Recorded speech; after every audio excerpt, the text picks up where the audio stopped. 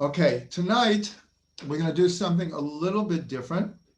I'm taking a complete piece from Rabbi Ginsburg, and even though the actual piece is 40 or 50 pages, I'm going to do my best to actually give over the main points of this whole chiddush, this whole article that he wrote.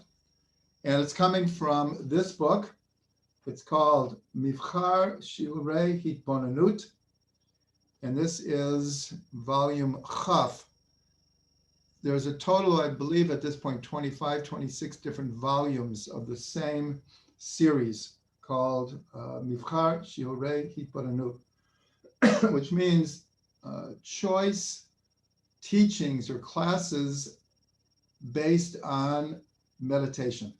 In other words, all the classes he's giving over, the purpose is after one learns them to actually meditate on the various ideas.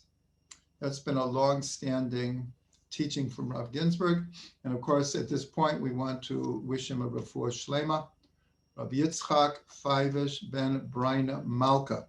Should all be davening for him that he has a refuah shlema and gets stronger day by day.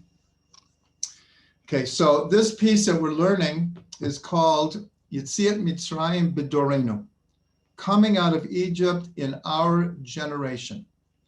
And what he does in the entire piece, and there's hundreds of sub-chidushim, innovative ideas, but he really sticks to a certain kav here, a certain line, and that is comparing how we came out of Egypt the first time and what we are anticipating in the upcoming redemption, where already we certainly have 1 foot in a redemptive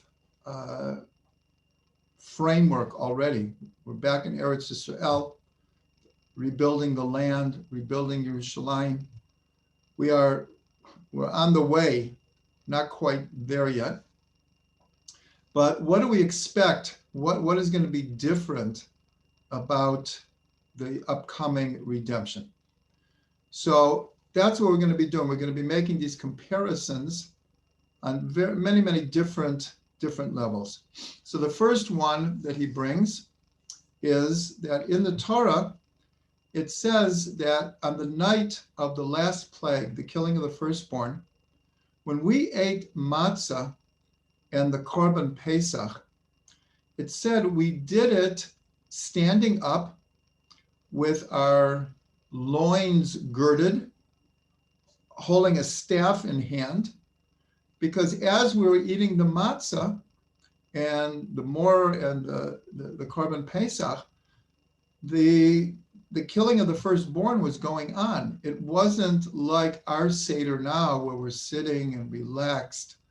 It was high energy, tension, and obviously redemption was in the air, but it wasn't a simple exodus from Egypt.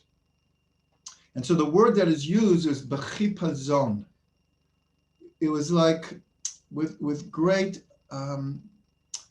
anticipation and girding ourselves for what was happening and about to happen. So about the future redemption, so in the Nevi'im, it says like this.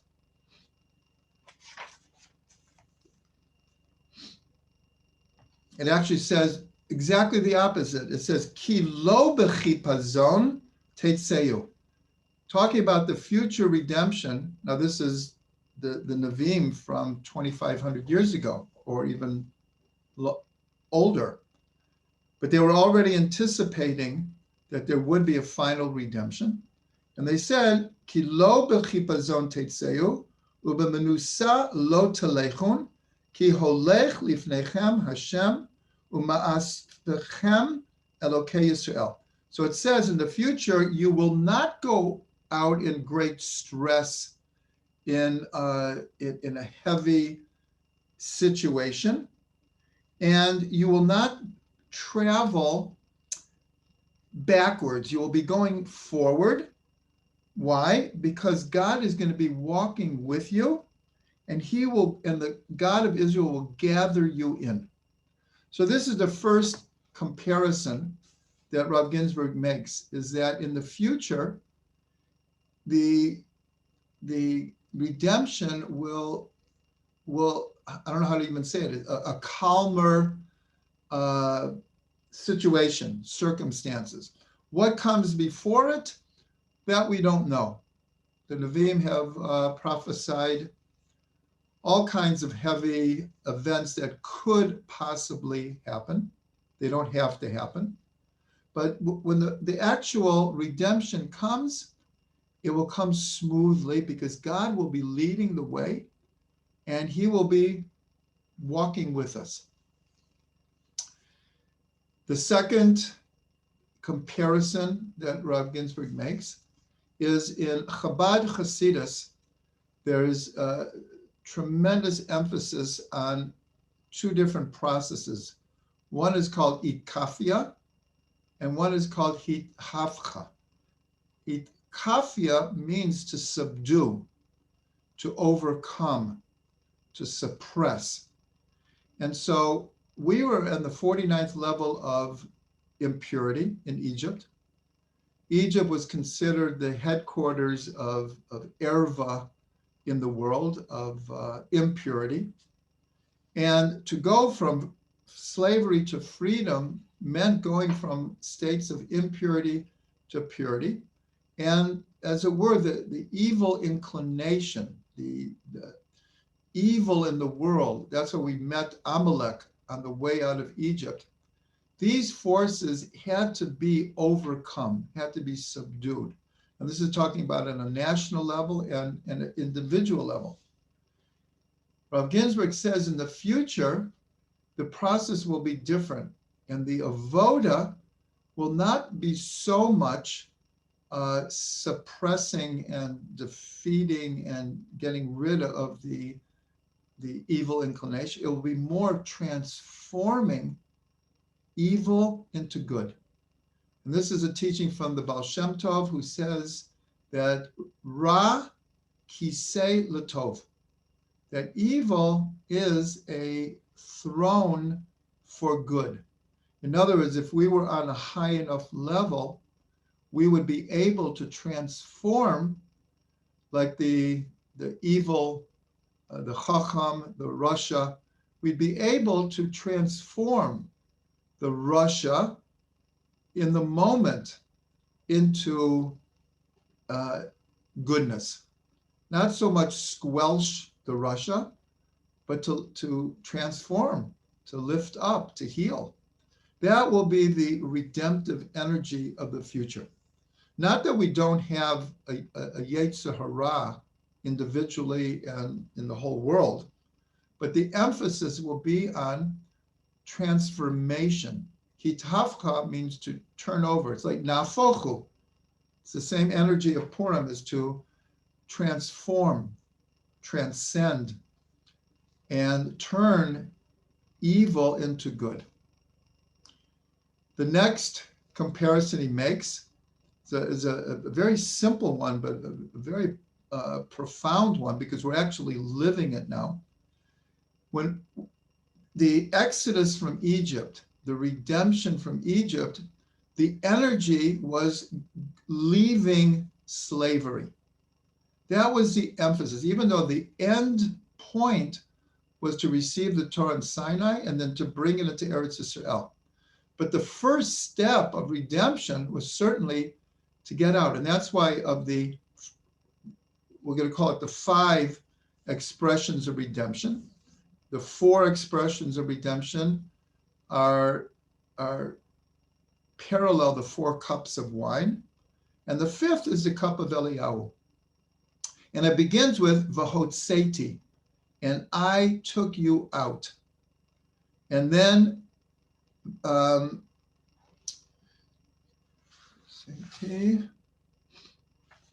my mind just went slightly. Vitzalti. Thank my wife yelling from the background. V'hitzalti, and I saved you. V'ga'alti, and I redeemed you. Now I'm going to go back. V'hotzeti means I began the process of taking you out of Egypt. It actually means that the work of slavery ceased even before the end of the 10 plagues, according to the Midrash. V'hitzalti, and I saved you by taking you out of the borders of Egypt. V'ga'alti, and I redeemed you at the Reed Sea. V'lakachti, I took you to be a people to me at Mount Sinai. And the fifth language of redemption is v'heveti, and I brought you into the land. So Rav Ginsburg points out just very simply that the dynamic of the first redemption was to come out of Egypt, to get out of slavery. But in the future, redemption depends on our coming into the land. And that is what's happening right now. So when Rav Ginsburg titled this, Yetziat Mitzrayim B'Dorenu, in our generation, the going out is really the coming in to Eretz Yisrael. Now, obviously, everyone who's here came from somewhere in the Galut, but that wasn't the emphasis. The emphasis now is to come to Eretz Yisrael, to build Eretz Yisrael, and from here, the redemptive process will unfold, will flower. So that's a beautiful understanding of going from the first expression of redemption to the fifth. The first is how it happened the first time, but now it's to come in. Now, based on that, he brings a very, very important pasuk that's repeated a number of times, not exactly in the same way, but it's repeated, and it says, "Be'etzem hayom hazeh hotzi Hashem et bnei Yisrael me'eretz Yisrael al tzivotam." That and the essence of that day, God took bnei Yisrael out of the land of Egypt on their hosts. Sevakot, when we refer to God, is one of the names of God. And this was actually brought down by Hannah in her prayer, her song actually, after giving birth to Shmuel. She's the first one to call God Hashem Sevakot, the God of hosts. But here we see in the Torah that God is calling us his hosts. So this is a very, very beautiful connection of the Jewish people to HaKadosh Baruch Hu, that he's called the God of hosts, and he calls us, in a sense, his hosts. So Rav Ginsburg points out that this word Sevakot is also the root of the word for army, that's Sava. And he says that the word Sava is a combination, that Sadi is say, go out, like go out to war. And the second two letters, Bet Aleph, is bow, to come in. Now this is very connected to Sefer Devarim, which towards the end of the Torah, one parsha is called Ki Teitzei Lemilchama, when you go out to war. And the next parsha is V'haya Ki Tavo El Haaretz, and when you will come into the land. So Rav Ginsburg points out that the word host, Sevakot, also applies to the army. And the word for army means to go out and to come in, meaning to go out to war and then come back safely. So he says that this is also very connected to how the future redemption will occur, is because the first time again, the emphasis was on the leaving, going out of Egypt. But as we just said, the emphasis now is to come in to the land. With that in mind, he brings another comparison. Is again, Egypt was considered the headquarters of impurity, of idol worship, sexual impurity, slavery, just everything that we don't want to be involved with. So the spiritual emphasis to get out of Egypt, in a sense, is to leave a certain reality.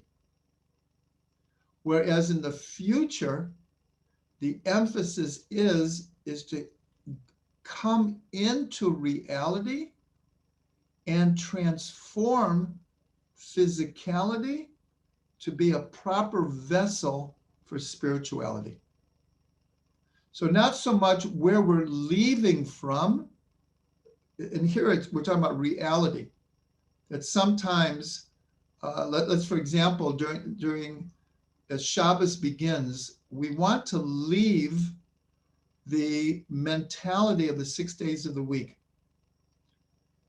And on Shabbos, we want to come in to a new reality. So that's what he's saying. The redemption in the future is not so much of getting out of this terrible situation we were in. It's more actually going into reality and healing it, fixing it, rectifying it, transforming it, and transcending it. Just like we said, evil is a throne for good. Here, reality becomes a throne. Physicality, materialism becomes the throne of spirituality. And that is what the Mashiach will teach the world. Not what type of reality we need to leave, but how to delve into and dive into reality and transform it into a spiritual reality.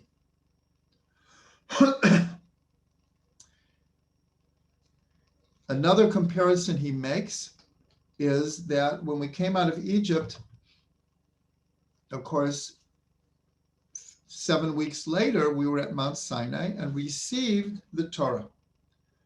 And the emphasis in receiving the Torah, we all know that we received a written Torah and an oral Torah. But the emphasis with the 10 Commandments was to receive the body, the nigla of the Torah, the revealed Torah, along with the revealed oral tradition. But it was revealed. Before and leading up to the final redemption, the Zohar says this clearly, and all of Chassidut follows this idea. And I would say especially Rav Ginsburg, this is one of his absolute main fundamental teachings, is that part of the process of Mashiach coming is the spreading of the inner dimensions of the Torah, whether we call it Kabbalah or Chassidut or the mystical tradition or Torah Tachen, Maaseh Merkava, Maaseh Bereshit, that this is what the Zohar said. The Zohar said that with the spreading of the teachings that are found in the Zohar, that the final redemption would come berachamim, would come in great compassion. And all of Hasidus is really based on the idea that the farther we get from Sinai, the closer we get to Mashiach. And the closer we get to Mashiach means the more and more of the hidden dimensions of the Torah will be revealed. And we saw that it was only in the late 1200s that the Zohar was actually spread beyond a very, very small group of people that maintained this tradition from generation to generation. And then, of course, with the Arizal and the whole golden period of Tzfat, of Kabbalah, and then the Baal Shem Tov and succeeding Rebbes of Chassidut, we see more and more of the secrets of the Torah, the inner dimensions of the Torah are being revealed, because this is part and parcel of the Messianic, the steps of the Messianic era that will lead to the full redemption. Now, the last one that Rav Ginsburg brings before, in a sense, he switches gears, but it's based on what I'm going to say now. And that is a saying that's said about Moshe Rabbeinu, a well-known saying is, Hu HaGoel HaRishon, Hu HaGoel HaAcharon. He is the first Redeemer, and he will be the last Redeemer. What we learn from this is that the soul of Moshe will be present in the Mashiach, along with David. Of course, it's David, it's Mashiach ben David. But we're told and explained that as it were, the body of the Mashiach is from David, and the soul of Mashiach is from Moshe. Now, obviously, part of the body is, of course, the nefesh and the ruach and all the other parts as well. But we're told that the essence of Mashiach is Moshe. He is the first Redeemer, and he will be the last Redeemer. So this goes along with the comparisons we've been making, that as the first Redeemer, he brought us out of Egypt, and as the last Redeemer, he will bring us into the Messianic era. Now, based on this, so first of all, he brings the source of where do they learn that Moshe is the final Redeemer, and we know he was the first Redeemer. So it says, Ma shehaya hu sheyiyah. That which was, that is what will be. Now, the first three words, Ma shehaya, Ma sheyeh haya. Let me get it right. I'm sorry. 1 second.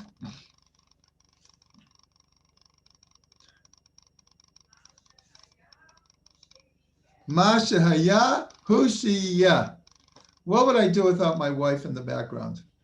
What would I do? I'll tell you the truth. It's not easy to keep all of these ideas straight for any teacher. Anyways, so the Rashi Tevot is Moshe. Ma shehaya hu sheyiyah. Mem shin he. So that which was meaning in the first redemption, where Moshe was the leader, he will be the leader in the future redemption. That's we'll call it the text source for this idea. Okay, so now Rav Ginsburg takes these ideas and he attaches it to another idea. There are 4 people in the Torah who God calls by name twice in a row. It's Avraham, Yaakov, Shmuel, and Moshe. By Avram, Yaakov, and Shmuel, Avram was at the Akedah when he was bringing up Yitzchak to offer him up. By Yaakov is when God had told him, I'll be with you when you come down to Egypt. He called him by name twice. Shmuel, if you remember the story, when he was a young boy and he was being raised by Eli, the Kohen Gadol, he heard a voice in the middle of the night. And what he heard is God was calling his name, Shmuel, Shmuel. Now, in all of these cases, you won't see them in the text or in the Sefer Torah, but the oral tradition is that there is what's called a psik, a line between the two names. Actually, a thick line between the two names. The only one that is different is Moshe. There's no line between his two names. And so this is, the expression is Moshe, Moshe, lo pasik ta'ama begave. When it says Moshe, Moshe, there is no dividing line within his two names.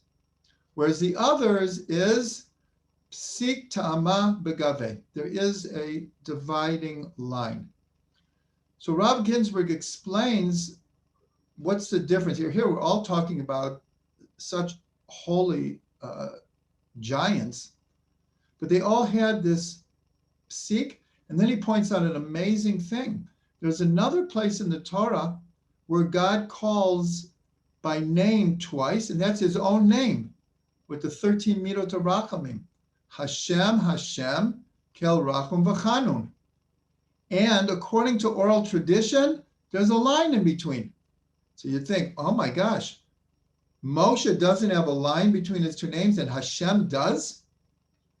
So Rav Ginsburg explains that the reason of these lines, even by Hashem's name, is because with the 13 midot rachamim, that's exactly the point.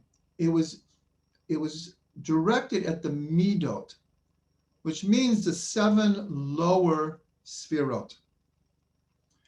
Whereas by Moshe was coming from a higher world. He was coming from the world of Atzilut. He was coming from a higher level than Avram, Yaakov, and Shmuel. And therefore, there was no line. This is the first thing we're going to say. There was no line between his lower sfirot, his midot, his characteristics, and his intellect. There was no line in between. And that Moshe was Chachma, Bina, and Dat. How do we know that? Because Moshe is the one who, through him, the Torah was given. And it says, Doraita mechachma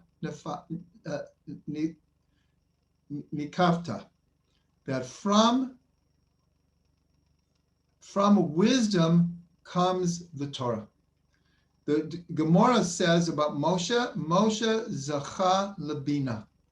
Moshe merited to Bina. And the generation that came out of Egypt is called Dor Deah. And since Moshe, he was the tzaddik of the generation. So he was the dat that everyone in the generation, the tzaddik b'dor, that everyone attached themselves to. And that's why they were called the Dor Deah, because of Moshe. So that's how Rav Ginsburg explains why there's no line between Moshe. And even when he's named by Bat Paro, Moshe min hamayim mishitihu. And we know also from the Gemara, ein mayim ela Torah. Anytime the word water is mentioned, it's a hint to Torah itself. So you could read, instead of from the water he was drawn, it can be read from the Torah he was drawn, because he's coming from the same source that the Torah is coming from. So Rav Ginsburg now takes this idea and connects it to the first idea of the comparison between the first time we came out of Egypt, the first redemption, and the final redemption. So the first one he brings what we've just been talking about, that in every person, even Avram, Yaakov, Shmuel, the intellect and the midot aren't totally in tune. I remember Reb Shlomo once taught about peyot, He said the purpose of peyot is to connect the head to the heart. And he said, what is the greatest distance in the world? It's not us in some galaxy 200,000 light years away. He said it's between the mind and the heart. That's the biggest difference in the world. So the first redemption began the process of trying to put together the mind and the heart. The final redemption is when we will achieve that. We will achieve this idea that there will be no Pesach. Now, all the examples I'm going to bring now, what Rav Ginsburg is saying is that the first redemption, there's a Pesach, there's a disconnect. And the final redemption will be the healing of the disconnect, and it'll be like Moshe, lo Pesach ta'ama b'gaveh. There'll be no division between intellect and the emotions, between the mind and the heart. So that was the first example he brings. The next example he brings is that at the burning bush, when Moshe asked God, I'm going to go back and they're going to ask me, who sent you? Who should I tell them? So in a very important passage, God says, tell them, Ekia asher Ekia sent you. But the next sentence says, tell them Ekia sent you. Now there's a classic Rashi, an amazing Rashi. Why the difference? Why did God say, tell them Ekia asher Ekia? Ekia asher Ekia means I will be that what I will be. So Rashi says that there was a dialogue between God and Moshe. And God explained that this name means I will be with you in this exile, like I'll be with you in the future exiles. So Moshe Rabbeinu says, Rabbona Sha'olam, it's not enough that they're suffering in this exile. I have to now tell them there's going to be future exiles. And God says, Moshe, great point. Just tell them that Eki has sent you. I'm with you now. So that's a classic Rashi, an amazing Rashi. So Rav Ginsburg says that, but what we were being told here is that this name, Ekia Asher Ekia, this will be the name of the future redemption when Mashiach comes. Only then will the full name be revealed. Now, at the time of coming out of Egypt, there was a psik, there was a line. It was just Ekia. Tell them that Ekia sent you, because we're not on the level yet that the full name can be revealed. This is very, very much like when we fought against Amalek. And the verse says that God puts his hand al case ka, on the throne of God. And Rashi points out that the word case, which means throne, is written missing a letter, the aleph. And the name of God is only the 2-letter name God, not the full 4-letter name God. And Rashi says is because until Amalek, evil, is defeated in this world, God's throne is not complete and his name is not complete. So this is the same idea. In other words, in the throne of God, there's a psik. It's not the full name. And in the name of God, it's only the yud and the hey. It's not the full 4-letter name of God. But in the future, it will be. So that's the same idea here. Now, the next one is a very, very interesting one. And this has to do with Gilgulim, reincarnation.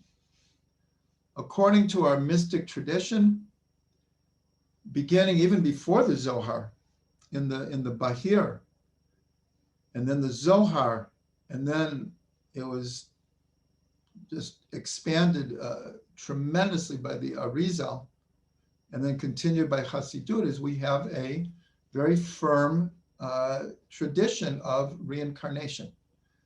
This is not the forum to go into the whole idea of reincarnation, but what we can say is, except for very few people, rare people, do not remember their previous reincarnations.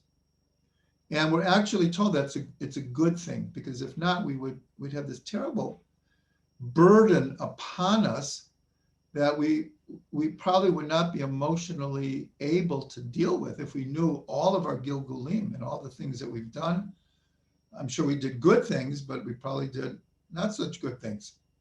So actually, the Arizal, he was known, people came to him and asked, please reveal my previous reincarnation so I know what to fix. And the Ari would. He would reveal a person's like full soul history.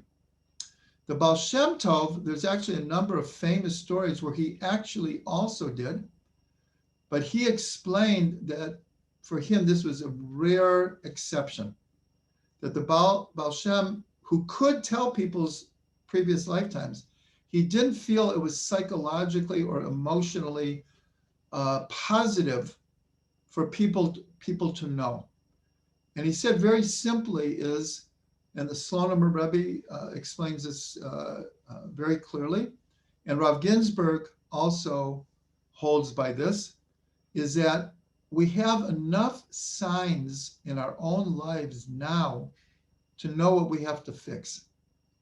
In other words, everyone knows themselves the best, and we know the things that we have to fix. We might not always have the vessels to fix them, but most of them know where our faults are where we're lacking. And therefore, that's enough, because it in a certain way, it's based on previous Gilgulim. So you don't, in a sense, have to know your previous Gilgulim to know what to fix in this lifetime. But Rav Ginsburg said that in the future, we will have the Kalim, we'll have the psychological vessels to be able to see our soul history.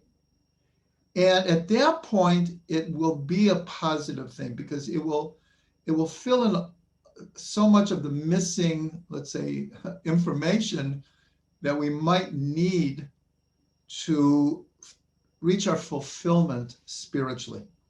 So in other words, up to now, there's a psik between our lifetime now and our previous lifetimes. There's like a line, the psik. But in the future, lo psik ta'ama b'gaveh, there won't be this. We'll be able to deal with our whole soul history and use it for only for the good. So that was a very interesting idea.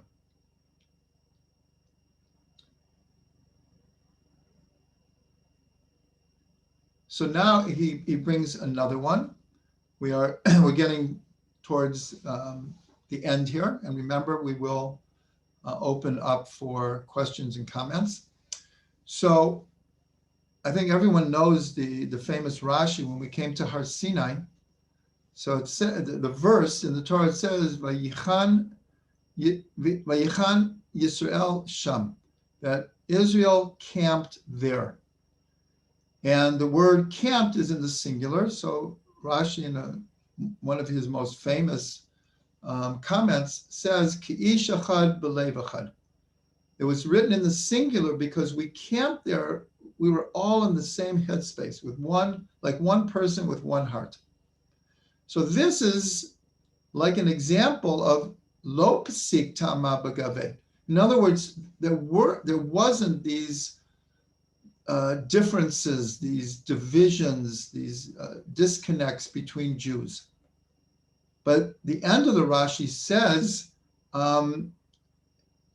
it's implied that in every other place we have these divisions. That was the unique circumstances of receiving the Torah in Sinai. And in fact, from this we can learn that had we not been Ki'ish echad b'lev echad, we wouldn't have been fitting to receive the Torah. The Torah could only be given when we were in that headspace. But this is not our usual. In other words, we have these Sikhs, we have these divisions. Today's election day. This is like we've been overwhelmed with it for weeks, 2 years now. Fourth election in 2 years. And unfortunately, so much we could see the divisions in Am Yisrael. And of course, the idea is when Mashiach comes, this Ki'ish echad b'lev echad will become a permanent situation. In other words, all of the divisions, it won't necessarily happen in a snap of the fingers, but we're going towards a world of peace. And we could add here, we'll add Rav Ginsburg's idea called the Fourth Revolution, where it's now time to teach Torah to the world. The Torah is in desperate, the world is in desperate need of Torah, Jews included, but the whole world is in desperate need. And there's an enormous awakening. It's almost like a flood of people around the world, especially Christians, but not just Christians, that are becoming aware that they need to connect to the Jewish people and to the Torah. That's a whole other subject in of itself. So ultimately, the vision of Mashiach is also that there won't be such a division between Jew and non-Jew, because at a certain point we will all recognize and worship the one God. So the Messianic era is represented by Lo Pesik Ta'ama B'Gabei. There won't be this line between, in a sense, all peoples. So that is a review of the ideas that Rav Ginsburg gave over in this piece. And of course, there's a lot to think about here. And really the important thing, I would say, for this Seder is, of course, we're going to tell the whole story of coming out of Egypt. And we even start going back to Avram and Yaakov and Lavan. We tell the whole story of where we're coming from. And in the Haggadah is where we are going to. And this is, when we sing Hallel at the end of Seder, this is like the great Hallel, once a year. This is Mashiach energy. This is total redemption. But because of the reality in the world today, where we've seen in the last approximately 140, 150 years, the ingathering of the exiles, the rebuilding of the land, the replanting of the land. Israel, especially in the last 20 years, has turned into a major world power. It's a bit mind-blowing, but economically, politically, especially technologically, we are, now it's like the vaccine nation. We are leading the world in so many different ways. And now it's time, it's just a few more steps till we become a light unto the nations. We're doing it already on the physical level, and we're sharing this information with people around the world. All over Asia and Africa, there's a tremendous revolution happening in agriculture and water because of Israeli technology that we're not just commercially, but we're going out and spreading this. The redemption to come is more to take that, but to add the component of becoming a spiritual light into the nations. So when we're sitting at the Seder now, it's not like 200-300 years ago where we were dreaming of returning to Israel. I mean, even 75 years ago, okay, there were Jews in Israel, but during the Holocaust, things looked so bleak. And here we are 75 years later, and even though sometimes redemption feels far away, in truth, we are very close. We are very, very close. Virtually every sign that the prophets of Israel said would happen is happening. And the last things really is a redeemer and rebuilding of the temple, and the final gathering of the exiles, and bringing a world of peace and harmony. All of this was promised by God through the prophets, and we're seeing it.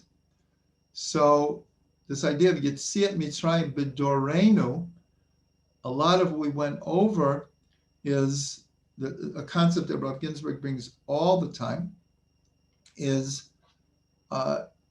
drawing the future into the present by already putting our headspace, our consciousness into how it will be in the future. That draws it into the present, which then makes the future, in a sense, come sooner. And so I want to end with a bracha that this Pesach, we really focus on what's happening in the world and our place in it, and what we can do individually as a community and all of Israel to bring the final redemption closer. And on a more personal level is that each and every one of us has our own Egypts to get out of. And it's a national story, but each and every person knows very, very well our limitations, our obstacles, our lackings. And the blessing is that the energy of Pesach, the energy of renewal and new life in the spring and redemption, creates a personal redemption for each and every one of us.